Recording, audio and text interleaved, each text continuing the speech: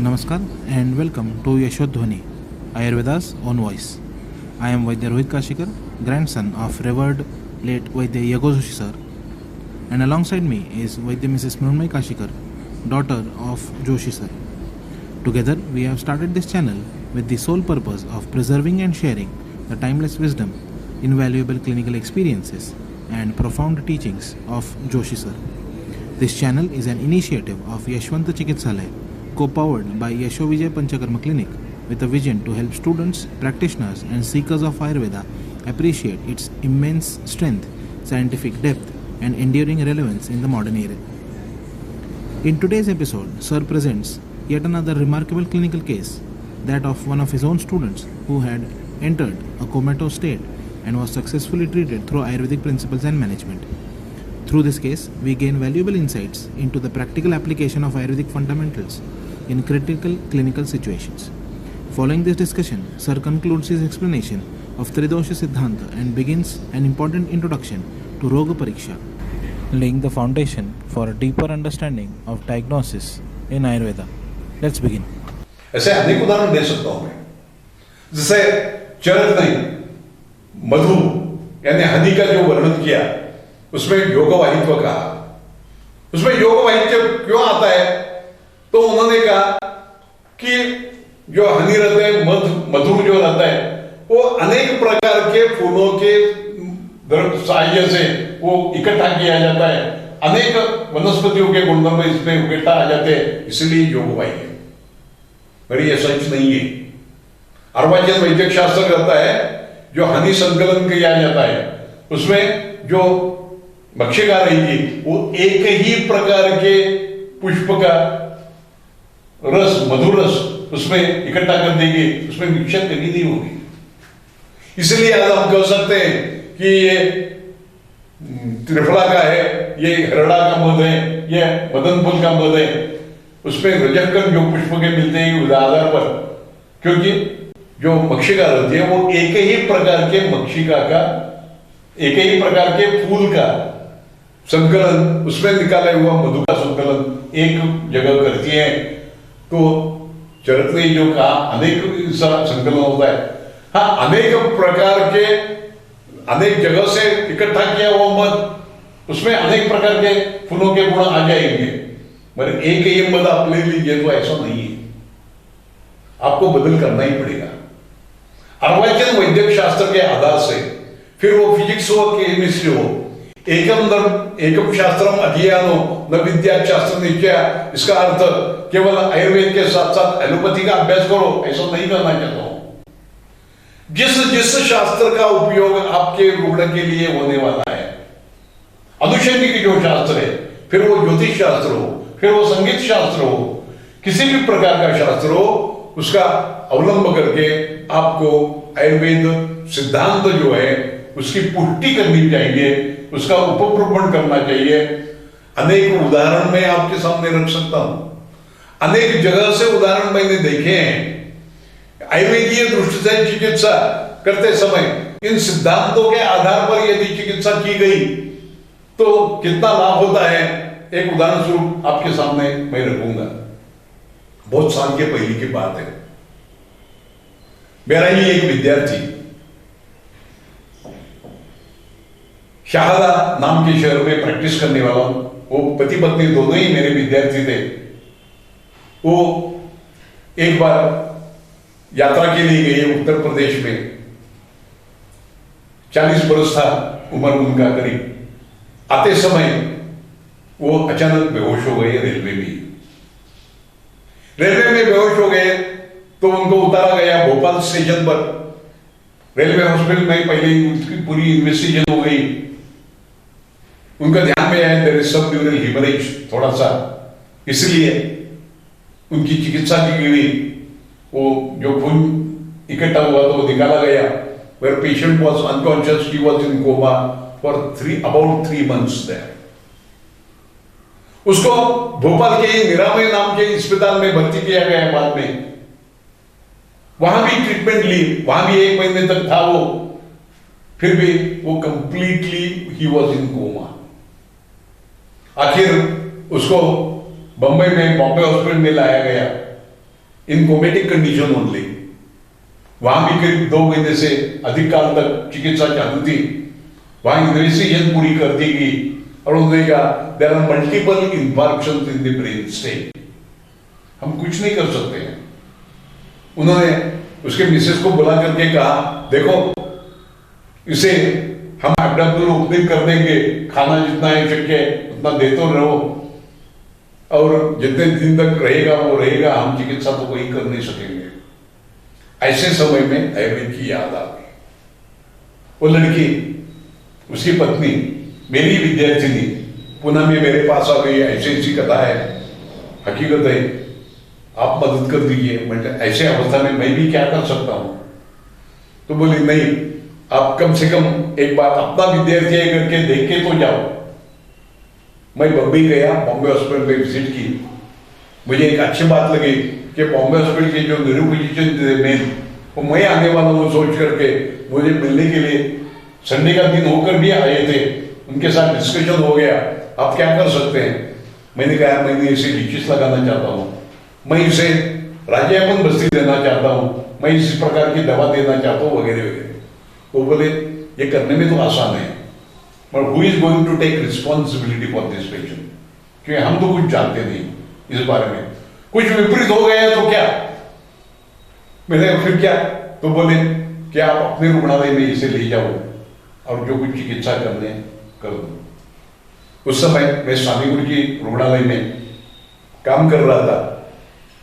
Bombay hospital की तरफ से ही एम्बुलेंस की सेवा उन्होंने उपलब्ध कर दी।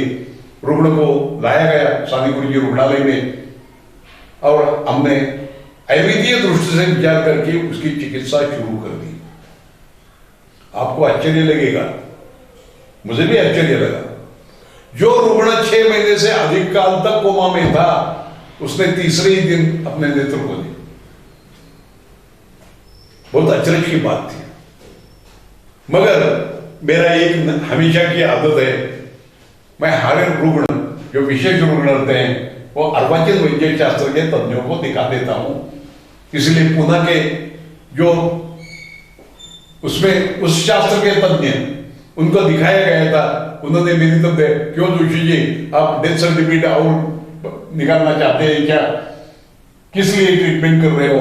फिर भी मैंने कहा यावत कंटे के देव प्राणा तावत कार्या प्रतिक्रिया, मैं तो चिकित्सा, इससे फायदा नहीं हुआ तो कोई मुझे दोष देने वाला नहीं है, यदि फायदा हुआ तो क्या होगा? तीसरे दिन उसने आंखें खोले। उस दिन से हमने उसका वीडियो रिकॉर्डिंग शुरू किया प्रगति का। उस पर मेरा भाषा हमेशा रहता था। वहां मिसेस टोडगांवकर जो है वो भी बोलती रहती थी। हमने उस वीडियो में पूरा रिकॉर्ड किया है, यानी भोपाल में क्या था, उसके रिपोर्ट्स क्या थे, बॉम्बे हॉस्पिटल के रिपोर्ट्स क्या थे, यहाँ के जो तज्ञ थे उनके मत क्या है, वो लिखित स्वरूप में हमने लिए थे केस पेपर। और 1 महीने के अंदर वो रुग्ण व्हील चेयर पर बैठ करके घूमने लगा। आज वो रुग्ण संजय नाम का है, शाहदा में अपना क्लिनिक स्वयं चलाता है। इतना अच्छा हो गया।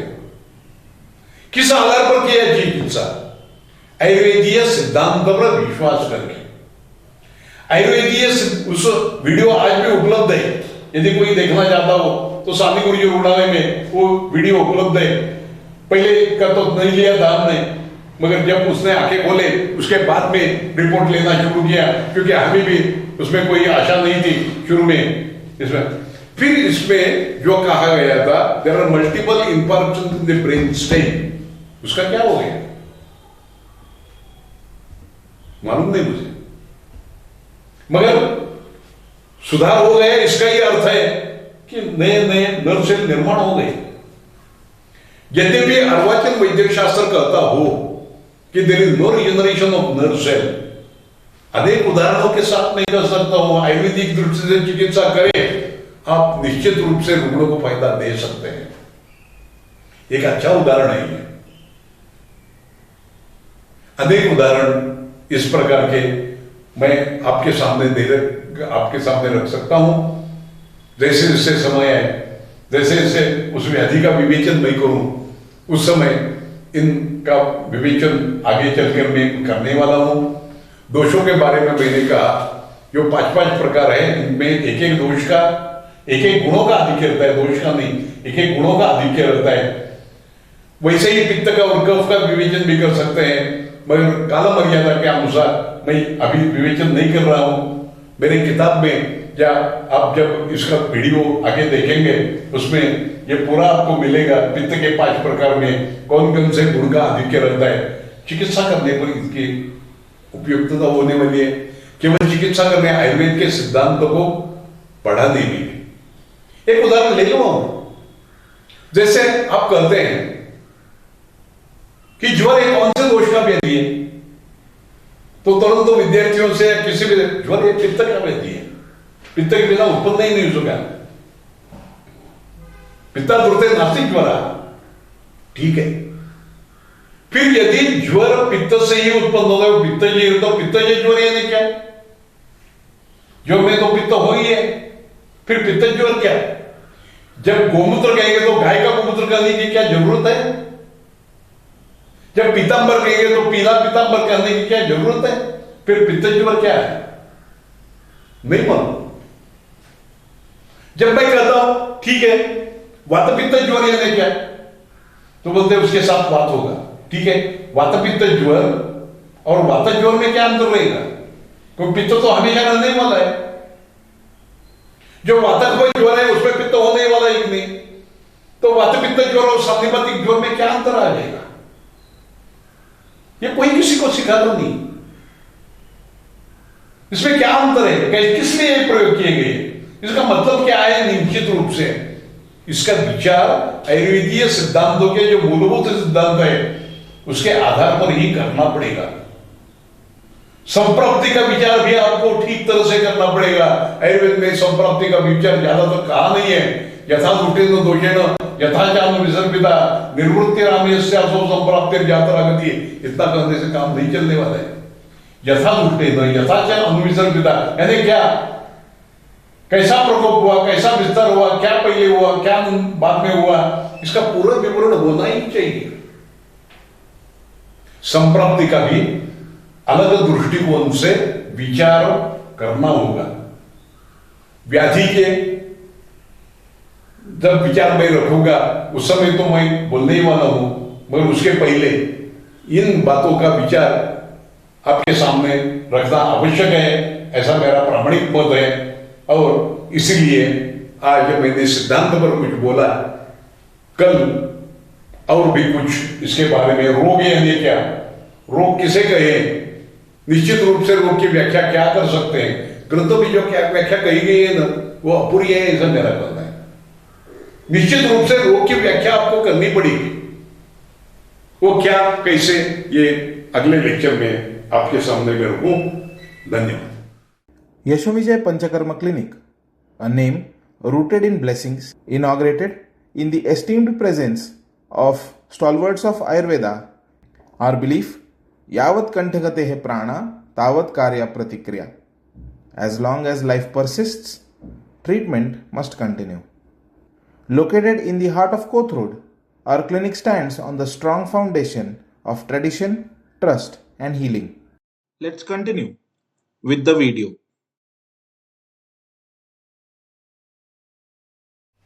आयुर्वेद के बारे में सामान्य विचार किया गया। आयुर्वेद जिस सिद्धांत पर आधारित है उन सिद्धांतों का भी आवश्यकता अनुसार विस्तार मैंने आपके सामने किया है। अब साक्षात रोग और चिकित्सा इनके बारे में थोड़ा सा उहापोह करना आवश्यक रहेगा। आयुर्वेद में कहा है, आपको मालूम है, रोगमादौ परीक्षेत ततोनंतरम औषधम ततः कर्म भिषक पश्चात ज्ञानपूर्वम समाचरेत।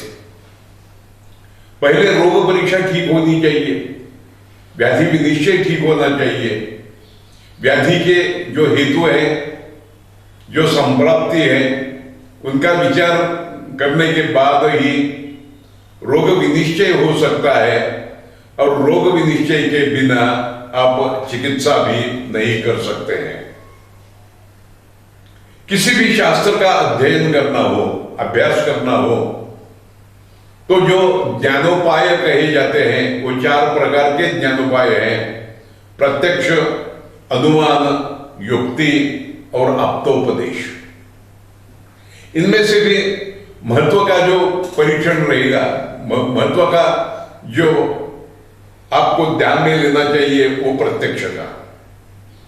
प्रत्यक्ष यानी इंद्रियों के द्वारा, ज्ञानेंद्रियों के द्वारा जो ज्ञान आपको प्राप्त होता है उसे प्रत्यक्ष कहा जाता है। आत्मेन्द्रिय मनोर्थानाम सन्निकर्षात् वर्तते व्यक्ता तदात्मे या बुद्धि सा प्रत्यक्षम निरुच्यते, ऐसा इसके बारे में कहा जाता है। देखिए, ज्ञान प्राप्त होगा वो केवल सजीव को, यानी आत्मा तो होना ही चाहिए वहां। सजीव को ही ज्ञान प्राप्त होगा, निर्जीव को नहीं। प्रत्यक्ष ज्ञान होने के लिए 4 बातें आवश्यक है। एक, वो सजीव होना चाहिए, सजीव को ही ज्ञान होगा, निर्जीव को नहीं, यानी आत्मा वहां उपस्थित होना ही चाहिए। जो पदार्थ आप देखना चाहते हैं, जिसे इंद्रियार्थ कहेंगे, वो इंद्रियार्थ भी सामने होना चाहिए। वो इंद्रियार्थ का इंद्रियों से संपर्क होना चाहिए और उसी समय वहां मन की भी उपस्थिति होनी चाहिए। आत्मेन्द्रिय मनोर्थानाम सन्निकर्षात् प्रवर्तते, यानी चारों बाबी जब एक साथ रहेंगे तभी प्रत्यक्ष का ज्ञान होगा, अन्यथा प्रत्यक्ष का ज्ञान हो नहीं सकेगा। जैसे कि आप किसी काम में व्यग्र हो तो पास से कोई गया तो आपको ध्यान में नहीं आता। क्यों नहीं ध्यान में आता? वहां तो इंद्रियार्थ और इंद्रिय का सन्निकर्ष हुआ रहता है, पर मन की उपस्थिति वहां न होने के कारण प्रत्यक्ष का ज्ञान प्राप्त नहीं होता। इसलिए आगे जाकर के कहा है, आत्मा मनसा संयुज्यते मनः इंद्रियेण इंद्रियम अर्थेन, ऐसा चतुष्टय सन्निकर्ष जब होगा तभी प्रत्यक्ष का ज्ञान हो सकता है। प्रत्यक्ष ज्ञान यह श्रेष्ठ ज्ञान है, उसमें कोई विवाद नहीं, पर हर समय प्रत्यक्ष ज्ञान होगा ये अशक्य प्राय होता है। जैसे कि कहो, आपने कहा कि हिमालय की ऊंचाई इतनी इतनी फुट है, तो क्या आप प्रत्यक्ष कर सकेंगे उसका? नहीं, वहां तो अन्य ज्ञानोपायों का भी आपको अवलंबन करना पड़ेगा। या किसी ने कहा कि महासागर की जो गहराई है वो भी इतनी इतनी है, उसका भी परीक्षण प्रत्यक्ष से करना असंभव है। किसी ने कहा ये विषय द्रव्य है, कि तो आप उसका प्रत्यक्ष ज्ञान ले लेंगे? वो भी हो नहीं सकेगा। अन्य ज्ञानोपायों का उपयोग करना ही चाहिए। दूसरा जो ज्ञानोपाय है वो है अनुमान। तर्क की सहायता से किया गया हुआ अनुमानम ही खलु तर्को युक्त्यापेक्षा, ऐसा ये सूत्र है। युक्ति यानी क्या? युक्तिस्तु योजना उच्यते। युक्ति करना यानी कोई प्रयोग करना, उन प्रयोग के अनुसार कुछ एक्सपेरिमेंट्स करके उसके सहायता से जो तर्क निकाला जाता है उसे आप प्रत्यक्ष कर सकते हैं। जैसे आप कहें कि हृदय का आकार बढ़ गया है, वो तो प्रत्यक्ष में नहीं होगा रुग्ण परीक्षा में, मगर आप अन्य साधनों की सहायता से, जैसे आकोटन परीक्षा है, वहां घनत्व आ जाएगा, मंद ध्वनि आ जाएगा, इनकी सहायता से आप तर्क कर सकेंगे। इसके द्वारा ही हृदय का आकार निश्चित कर सकेंगे आप। वहां प्रत्यक्ष नहीं, मगर युक्ति का प्रयोग करना पड़ेगा आपको। आणि युक्तिस्तु योजना उच्यते, ऐसा इसीलिए ही कहा गया है। और भी एक ज्ञानोपाय बहुत ही महत्व का, आप्तस्तु यथार्थ वक्ता, ऐसा जिसके बारे में कहा है वो आप्तोपदेश। आप्त के द्वारा ज्ञान प्राप्ति होती है। यानी आप्त यानी क्या? जो यथार्थ कहता है जिसके अनुभव के आधार पर उसने जो वक्तव्य किया वो आपको मानना पड़ता है, और इसीलिए ही उसे आप्त कहते हैं।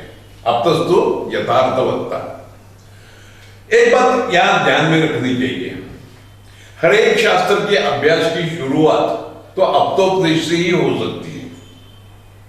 जैसे आप बचपन में किसी ने कहा होगा, आपके शिक्षक ने आपको कहा होगा H2O यानी पानी। ये क्या प्रत्यक्ष में हो नहीं सकेगा उस काल में, पर जो आपको सिखाने वाला है, ये व्यक्ति है सिखाने वाली, वो आप्त है ऐसे आपकी भावना रहती है, वो जो कहता है वो सत्य है ऐसी आपकी भावना रहती है, और इसीलिए वो आप ग्रहण करते हैं। ऐसे अनेक उदाहरण दे सकते हैं आप। बचपन में आपको सिखाया जाता है 2 + 2 यानी 4। ये भी आप्तोपदेश ही है। किसी भी शास्त्र का अध्ययन करना हो तो आप्त की सहायता से ही उसका अध्ययन हो सकता है। आयुर्वेद के बारे में यदि आप्त का विचार करें तो आप्त कौन है? तो अपने जो प्राचीन ग्रंथ है, मूलभूत जो ग्रंथ है, उनमें जो विवेचन किया है वो आपको पहले अभ्यास करना पड़ता है उसका, और उसके आधार पर ही आप आगे चल करके आयुर्वेद का ज्ञान प्राप्त कर सकते हैं। मगर एक बात यहां आशंका मन में उपस्थित हो जाती है, आप तो किसी को कहते हैं तो यथार्थ वक्ता है, मगर वो यथार्थ है या नहीं, या अभ्यास के बिना कैसे समझेगा? आयुर्वेद क्यों आपको समझ लेना है, आयुर्वेद का अध्ययन करना है, तो चरक सुश्रुत आदि जो ग्रंथ है वो आप्त है, ये आपने कैसे माना? पहले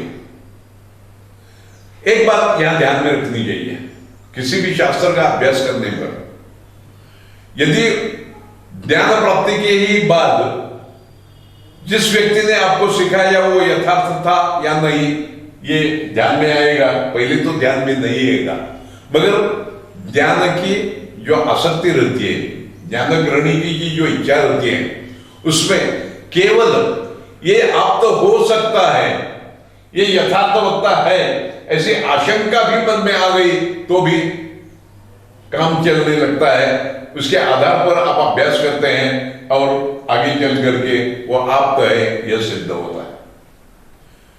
आप्तोपदेश ये बहुत महत्व का उपकरण है, साधन है, जिसके सहायता से आप ज्ञान प्राप्त कर लेते हैं। एक बात, प्रत्यक्ष, अनुमान, उपमान और शब्दबोध, ये चारों महत्व के हैं। हर एक का अलग अलग स्थान है। चारों के बिना आप किसी भी शास्त्र का अध्ययन ठीक से तरह से नहीं कर सकते हैं। मगर मैंने पहले ही कहा कि आप्तोपदेश ये शुरू में होना ही चाहिए, और रोग के बारे में जो आप्तोपदेश है उसके बारे में आपको पहले विचार करना होगा। चरक ने रोग में आप्तोपदेश के सहाय्य से किन किन बातों की विचार करना चाहिए, इसके बारे में विस्तार पूर्वक विवेचन किया है। वो कहते हैं रोगम एकैकम, यानी एक एक रोग के लिए, हर एक रोग में आपको आप्तोपदेश से क्या क्या बातें जान सकते हैं आप।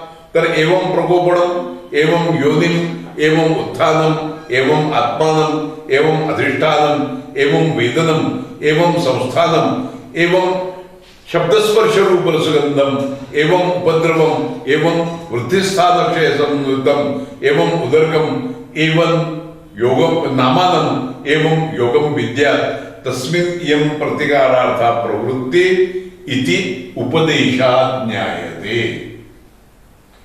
हर एक रोग का अभ्यास करते समय इतनी अनेक बातों का विचार आपको करना पड़ेगा।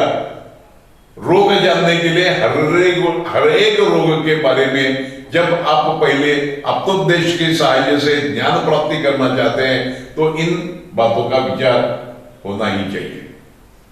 इसका विस्तार मैं आगे जाकर के आपके सामने करना चाहता हूं। क्योंकि हर एक शब्द का महत्व है। पहला है एवं प्रकोपण। हर एक रोग में प्रकोपण यानी हेतु जो रहते हैं उसे प्रकोपण कहते हैं।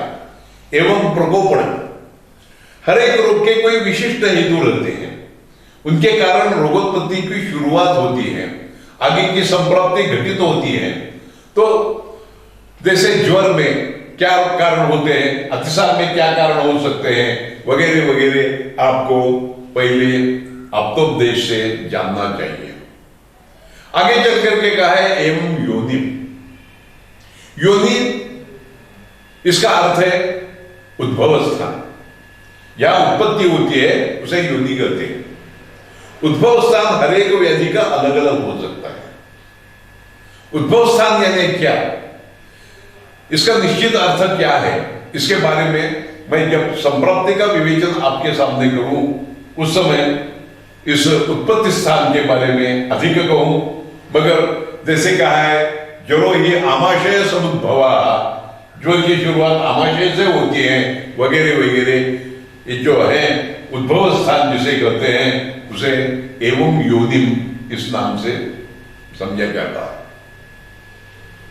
एवं उत्थान, अभी ध्यान रखिए, उत्थान इसका ही अर्थ, दूसरा अर्थ जो है वह आगे निदान के लिए, निदानोत्थान कारण ही वगैरह पर्याय हेतु के लिए दिए जाते हैं।